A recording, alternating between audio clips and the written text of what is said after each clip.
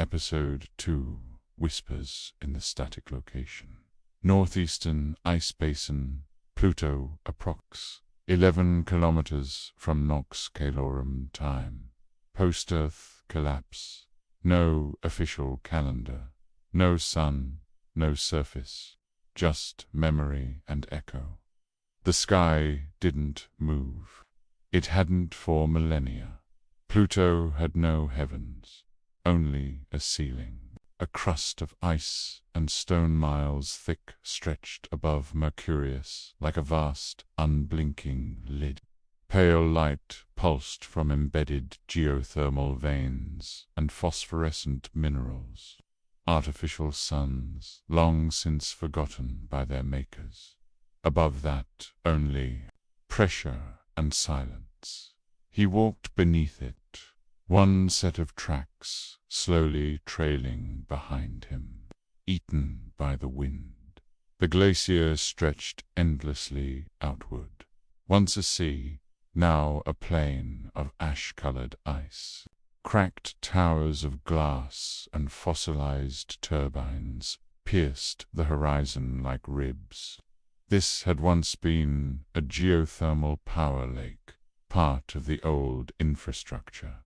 Before the collapse, before the silence, Mercurius moved in silence.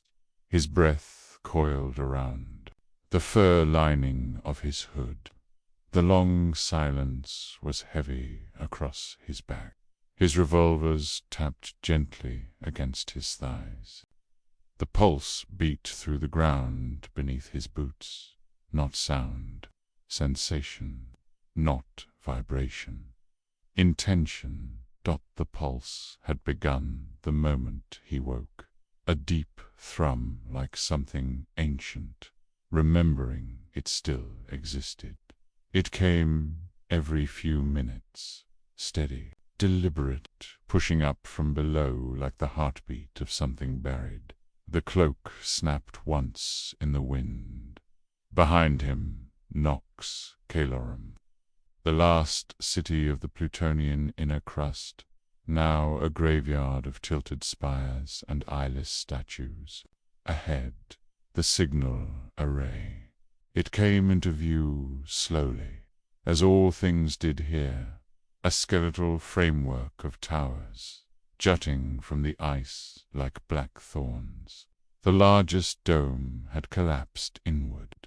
A forest of antennae stood, half submerged around it, coated in frost and mineral salts. Every surface was etched with time, like the planet itself was trying to erase the memory of what once listened here. The array had once been called Emia Station, built during the final expansion age, back when the deep colonies still believed there was order in the universe. They had listened here, far from the noise of the sun. They stopped listening after the reply. Mercurius descended into the ruin. The slope down was treacherous. Jagged ice, broken glass, ruptured conduits. He moved carefully, hand trailing, the hilt of his revolver, eyes scanning every mirrored surface.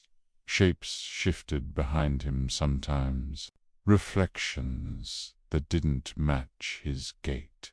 He saw his younger self once, no more than 6, running barefoot through obsidian corridors. Another time, he saw a figure in a gray robe, arms outstretched, eyes glowing like his, whispering to a pool of mercury that reflected stars which no longer existed. He didn't look back. He reached the lower hatch and found it sealed in frost. It groaned under the strength of his pull, metal shearing, locks giving way. Cold air hissed out as if the building exhaled after centuries of holding its breath. Inside, silence and static. The control chamber was a circular tomb of blinking lights and shattered displays. Ice covered the ceiling like frostloan. Dust floated in the air, glinting in faint pulses of red. Machines still hummed, ancient, broken rhythms like organs twitching after death. He swept his light across the room. A console flared weakly, then died dot in the debris under a shattered data rack. Something caught his eye. Leather, a book, bound in thick hide, the cover blackened with age, edges scorched. He knelt and pulled it free. It wasn't frozen. Mercurius flipped it open. Ink shimmered faintly. The words were still legible. Some fresh, recovered journal. Emir Station Entry 1. Watch Officer Helrich Sven. I don't know how long we've been here. The crystal clock is broken. Maybe on purpose. We stopped logging solar time after Earth vanished from the long-range scopes. No flare, no impact, just ... absence. Emir Station wasn't built to endure madness. But the signal doesn't care. It isn't heard like a voice, it's felt like hunger, like gravity. It gets under the nails, in your teeth, behind your thoughts. Jorn tried to block it. He ended up smiling with a mouth full of glass. Real glass. We checked. The silence here isn't empty. It's pregnant.